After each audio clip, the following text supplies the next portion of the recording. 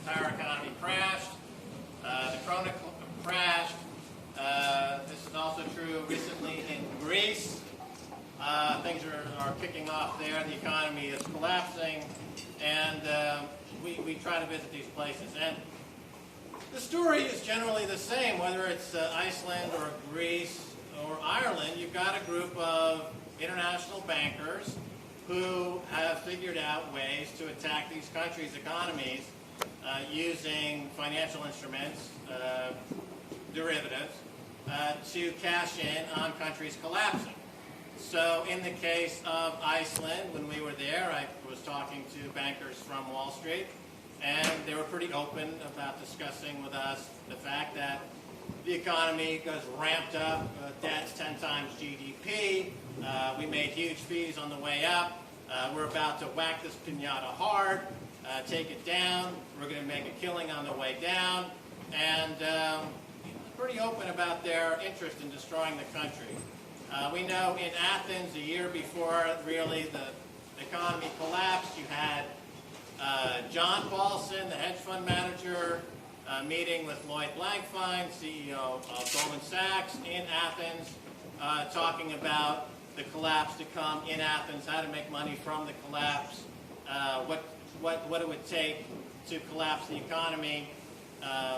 When you read in the paper about bailouts and $100 billion bailouts, it's really quite silly, because for every 100 billion euro bailout for a country like Greece, of course, Wall Street can create $1 trillion in credit default swaps, overwhelm any bets made to support that country and destroy that country. And also, when we were in Athens, we showed up on a day, there was a lot of tear gas, a lot of confusion, and I got separated from Stacy, so I'm immediately completely lost. And I ended up going to the wrong hotel, and I'm sitting in the lobby, and there's riots outside, riot dogs, there's tear gas in the air, and into the lobby walks Steve Forbes, Forbes magazine, and I'm like, "Hey, Steve," and he's like, "Hi." You got him. And so he's like, "Are you here for the conference?" I'm like, yeah, absolutely.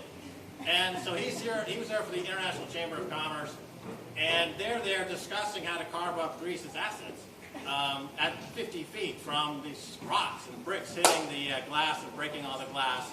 But they've got their cadre of blacked out windowed SUVs, they've got the Blackwater guys on contract protecting them, and they didn't seem too worried about it. And in fact, why should they worry about it? Because there's no force out there that's going to oppose what's happening in Greece. The news this week is that they're going to basically try to sell a few billion in assets every 2 weeks. Every 14 or 15 days, there's going to be a sale of an asset, big assets. They're going to acquire that country essentially for pennies on the dollar. The people of Greece have lost their sovereignty. The deal with Merkel and Sarkozy in France for a new Eurozone bond market and fiscal coordination means that in a year or two we're talking about Europe is going to be reporting to central banks run out of Berlin for the most part, and the austerity that the people are experiencing, whether it's Greece or Ireland or now soon to be Portugal, Italy is on the radar, Spain, it's completely there as a result of wholesale financial rape. We're talking about financial rape victims who have been unmercifully financially raped by, the names, Lloyd Blankfein, Jamie Dimon, over there at JP Morgan. You got Citigroup. You got all the bankers at Wells Fargo, they bought Wachovia. Wachovia caught laundering $230 billion in Mexican drug cartel money. They had to pay a small, multi-million-dollar fine. Was there ever any discussion about this? The fact that they got caught laundering hundreds of billions of dollars of Mexican drug money? Oh, and a few weeks later, Operation Fast and Furious. Yeah, the U.S. is running guns down to Mexico to the Mexican drug cartels. But it's all good. So what did you say to Steve Forbes? We'll take questions at the end of this presentation. I don't want to lose my train of thought or go on too many wild digressions, because my digressions tend to spawn other digressions, and then we'll be talking about, gardening strawberries in London on a rooftop somewhere. So, where was I? Oh yeah. These austerity measures are really the people are suffering to pay for these banks' financial rape. Now in America, people say, there's no big problem here. We're not going to have austerity measures here, but I'm sure, how many people here have parents? Nobody. How many people have a mother and a father? They're undoubtedly living on a pension account or a fixed income. And what's happened in the last 2 or 3 years? Rates have gone from 4 or 5% down to near zero.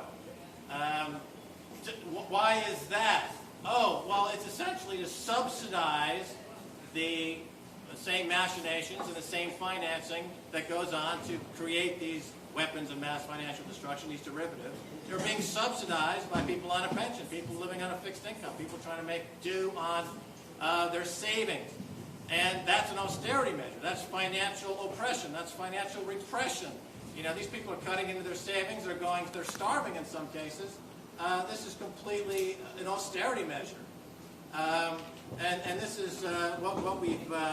This is really the first shot across the bow of what I believe, will see more of in this country, which is a continuation of this need to, at any cost to society, keep interest rates at that near 0% level, because the war, as I see it, ladies and gentlemen, is between savers versus speculators. I do not believe in the right, left, Republican, Democrat. I don't really buy that kind of tension in the political sphere. I don't see the existential threat that Washington sees, which prompts them to put cameras on every street corner and TSA in my underwear. I don't see that existential threat. I don't see any threat other than this primary threat and war between savers versus speculators. Speculators are a plague on society. Speculators want interest rates near 0% because they want to borrow money as cheaply as they possibly can to construct ever greater layers of Ponzi scheme economics, derivatives contracts upon derivatives contracts, which spawn enormous fees, and they move into the economy. So now in America, in the global economy, banking, which is essentially a numbnuts industry, where if you can't make money, collecting deposits and paying 4% and lending out at 9%, let's say, you've got to be a frickin' stone or something. You really, it's the silliest business on earth, and it spawns incredible what they call moral hazard. And talented people traditionally don't go into banking because it's a stupid kind of business. And same thing in the insurance industry.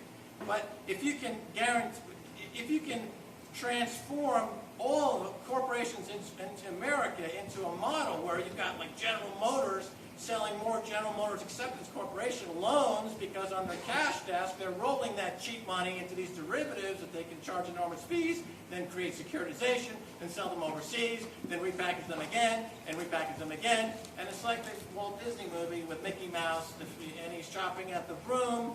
And it's Fantasia. Remember this movie? And then the wizard goes away. This is Paul Volcker. He left the room. And here's Mickey Mouse. Ben Bernanke with his axe. He's chopping at the broom of inflation. And what's he doing? He's creating inflation, isn't he? He's brain dead, isn't he? He's a mischievous little mouse. Ben Bernanke. So you got inflation skyrocketing. They're wondering why. Where did that come from? All we're doing is just, creating more money, more money, more money. How come prices are going up? How did this happen? And the banks, of course, get enormous fees on all this. So what happens is the economy in the U.S. and around the world goes from banks, which is a utility business, it should be for people who are interested in golf and working, from being 5% of the economy to 20%, 30%, 40%, 50%. You know, you can make a case that 60% of the U.S. economy is banking derivatives, what's called the FIRE economy, fire, insurance, and real estate, all tied to this, essentially piggybacking the fact that you've got cheap money that you can leverage, and every time you make a mistake, and this is where the real problem begins, every time you make a mistake, does capitalism, the rules of capitalism say, you made a mistake, therefore you go to the end of the line, buddy, you suck as a businessman, so you've got to start all over again. No. No, the government says, what's going on with the banking sector? Well, government, it's really screwed up. And if you don't give us another $1 trillion immediately, we're going to crash your fucking economy! And the government says, oh shit, who do I make the check out to? And we saw that in 2008 with Hank Paulson. He goes to Congress, famous scene, of course, and they extorted $750 billion from Congress. They never read the bill. They took that money. Who did they pay? Oh, they're bankers. Did it go into America's pocket? No. We just saw recently one order to the Fed, was it $16 trillion they discovered? Where did they go? Foreign banks, corporations, GE, General Motors. Did it go to actually addressing any of the problems? Absolutely not. This is the problem of cheap money. This is the problem of moral hazard going cancerously, mutating to moral, hazard to the power of moral hazard. And this is where we're at. Now, people who watch our shows and follow us online, they know that we have come back with some ideas to stop the madness. So let me get into a couple of the ideas that we have come up with to address this problem. Okay, the most obvious one is the crash JP Morgan buy silver. Give it up for crash!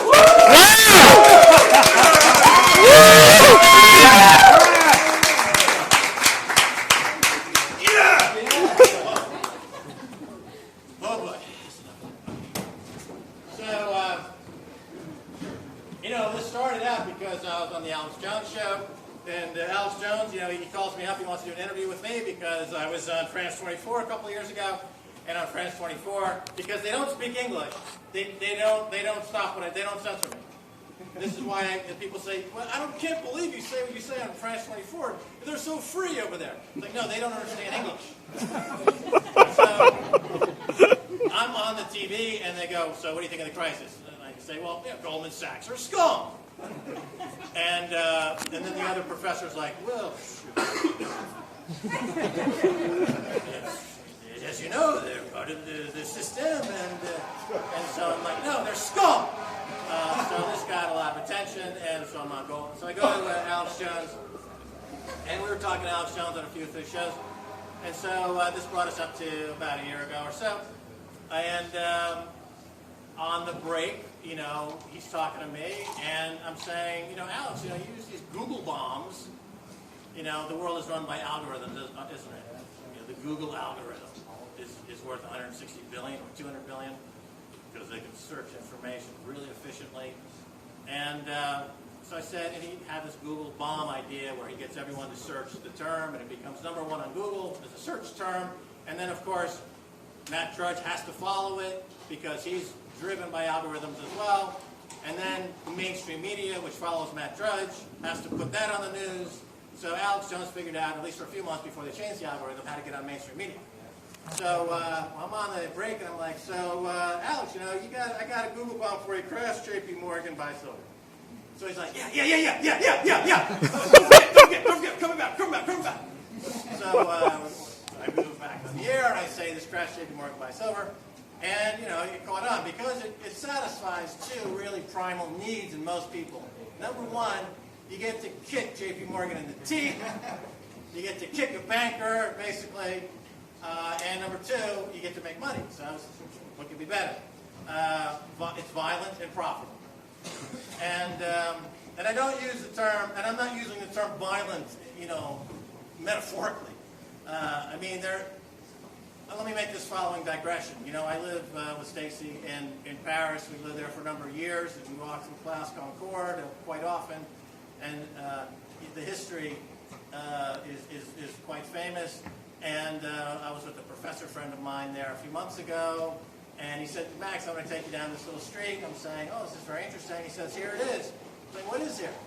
What's here? He says, well, this is where they buried a lot of the aristocrats who were guillotined back in 1793. And this is what happens when you have a banker infestation problem. A new technology came along to deal with the banker infestation problem. A guy by the name of guillotine. Yeah. And they were very efficient. For 9 months, during a period of history called the Reign of Terror, they chopped off a lot of heads. And why? And was it a good idea at the time? Ladies and gentlemen, I leave it up to you, but the banker infestation problem is out of control. And the leadership is doing nothing. They appear to be completely in the pocket of this corrupt group of bankers. And as was said at the time by John Locke in 1790, when the social contract is broken, the people must revolt. This is the axiom of democracy. It's as real and as relevant today as the other freedoms that you hope to enjoy as part of your democratic society. And this, to me, is a period in history when the social contract, as we understand it, has been shattered. The wealth and income gaps are skyrocketing. The kleptocracy and the plutocracy are running away with it. They're absolutely laughing in everyone's face. They add nothing. They take everything. That contract's busted. And the people in Greece, unfortunately, for all the rioting and all the tear gas, they were unable to preserve their sovereignty. People in Ireland have lost their sovereignty. People of Portugal will lose their sovereignty. People of Italy, they've got 2,400 tons of gold. That makes them extremely vulnerable to these people. They're on the chopping block. They'll lose their sovereignty. People of the United States, are you about to lose your sovereignty? Or do you want to lose your sovereignty? No. You are at risk because all these debts in America, they're not going to be paid. They're not going to be paid. The 14 trillion in debt, the 14 trillion debt ceiling, on top of the unfunded liabilities of Medicare and liabilities of Social Security, you're talking 70, 80 trillion dollars. There's no scenario under the sun one can construct that can ever conceivably pay off this debt. As a matter of fact, the amount of revenues needed to pay this debt, that is to say, generating revenues and then collecting taxes on that revenues to pay off this debt, would require, of course, the lubricant of our modern age, oil. And guess what? There's not even enough oil in the ground to burn, to create the growth, to create the revenues, to create the taxes, to pay off the debt. That's how much debt there is. There's not enough oil to burn to pay the debt. We're talking about Davos last year, having a conversation with the participants of creating a new global lending facility of $100 trillion. A new global lending facility. So you've got the U.S. is 14 trillion plus another 20 trillion. You've got Europe's 20 trillion. All this will be rolled up into one beautiful global central banking system, and a new global currency can be created, and we all do a nice currency swap, and your purchasing power won't be eliminated at all. It will stay completely constant for about a month before you're all basically back where you started, except you're in a global depression, and you've got lords who are running this central bank who believe in the market's fundamentalism, which is a virulent strain of capitalism, which informs the few people into thinking that they're on God's mission to bring price controls to the people, because only they know how markets should work, only they know what prices should be charged, and they don't believe in the free market. They have contempt for the free market. I've got nothing against markets. I love markets. I've designed markets. I've made money in markets. And I've got nothing against markets. But I've got something against corruption of markets. When I see the way these markets are being treated and mistreated, it's like watching, it's like watching a painting getting slashed. It's like watching a fine building being toppled. They're just destroying something that could work. There's nothing fundamentally wrong with how these markets could work. If you go back and you read your Adam Smith, it's not. It came out of the Enlightenment. The Constitution in America was born the same year that the Wealth of Nations came out, 1776. And this was potentially a great marriage of markets and democracy. But somewhere along the line, it got co-opted. It got taken over. It got taken over by bankers who, after Paul Volcker left the Federal Reserve Bank, you had this 25-year bull market in bonds, which allowed for enormous fraud to take place, but the fraud never had to be realized or accounted for because you could simply repackage those bonds, extend the maturity, roll them out further, what we say today, extend and pretend. You see it in Europe today. Did they solve anything in Europe? No, they want to just create a bigger lending facility, more debt. Christine Lagarde is the same as Dominic Strauss-Kahn, is the same as anybody at the World Bank, is the same as any of the banks. Their solution is always more debt because debt is how they make their money, and they will downgrade America's debt. It's currently rated AAA. This will change. It's going to head toward junk. Why? Because America is junk? No. Because it's more profitable to trade junk. Junk bonds are volatile. Junk bonds have greater spreads. Wall Street's always looking for new ways to make money. They've totally, squeezed out all the money they can out of all these other various markets. They destroyed the real estate market. That's not coming back for generations. They're going to take away the tax exemption for home ownership. They're going to tell real estate, it's not going to come back in any way that we thought that it would or is. So they're looking for new markets. And the U.S. Treasury bond market is a huge market, but it's too tight, not enough volatility, can't make enough money on it, unless it were junk. Then it becomes a huge cash cow. So mark my words, this time next year, U.S. Treasury debt will be, AA for sure, possibly lower. Because, and it'll be, of course, here's another prediction. This debt ceiling debate with Barack Obama, of course, they're talking about a big loser being the Pentagon. Ha ha ha ha ha ha ha. Yeah, right. The Pentagon is going to have their budgets cut. Right. Okay. So, how many of this? So, we're coming up on an important anniversary on September 11th. Let's see. False flag? Maybe.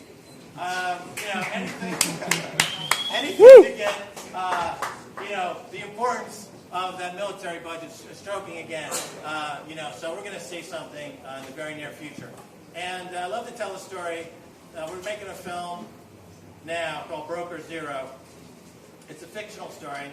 It's about a broker in the South Tower, the Twin Towers, who sees the North Tower go down, and he has a choice: stay and trade options profitably,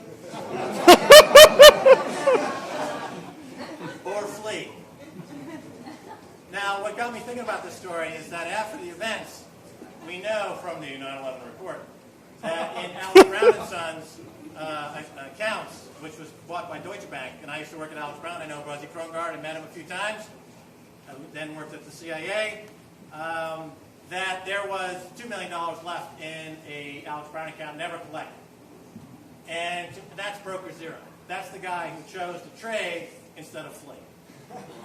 He died a rich man for market fundamentalism. He's a Wall Street jihadi. He's a Goldman Sachs Taliban. So that's a film we're making. It's a fictional film written and directed by Stacey Herbert. Stacey Herbert!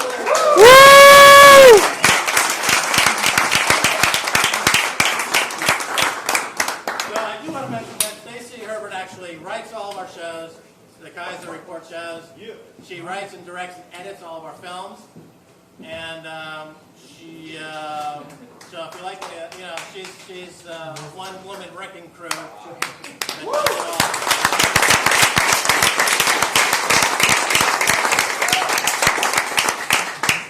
So I wanted to, how long have we been up here? I don't know, a few minutes. let's see, I have my little notebook of notes, which I have out there somewhere. I think Stacy has it in her knapsack, that white book of a few clippings. So I like to just clip stuff out of the newspaper because people who believe it's not a conspiracy. Let's say it's not a conspiracy. It's all in the newspaper. So if you look in the newspaper,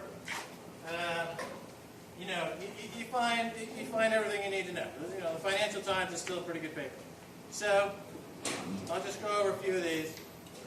Or here's something from the Wall Street Journal in 2005, which you can find online. It's a great story. It's called Lessons from the Brain Damaged Investor.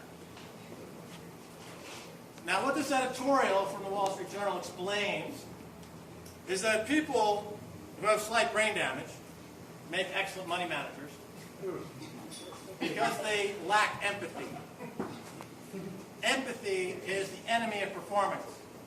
If you care about your fellow human being, you suck as a money manager.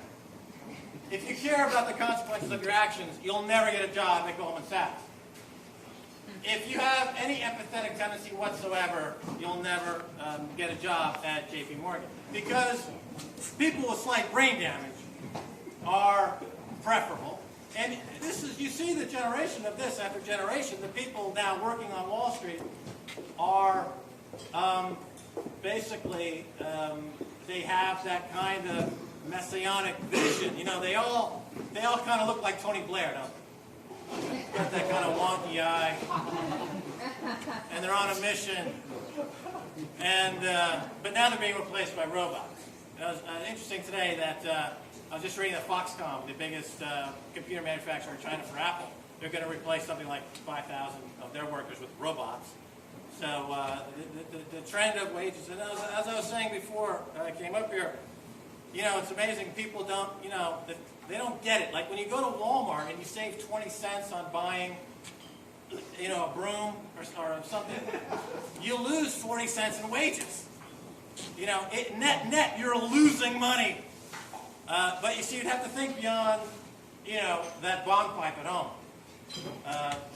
Beyond that flat screen TV, beyond that Twinkie, which you just don't have that kind of foresightedness, unfortunately. Because if you did, people wouldn't shop at Walmart because it's suicide.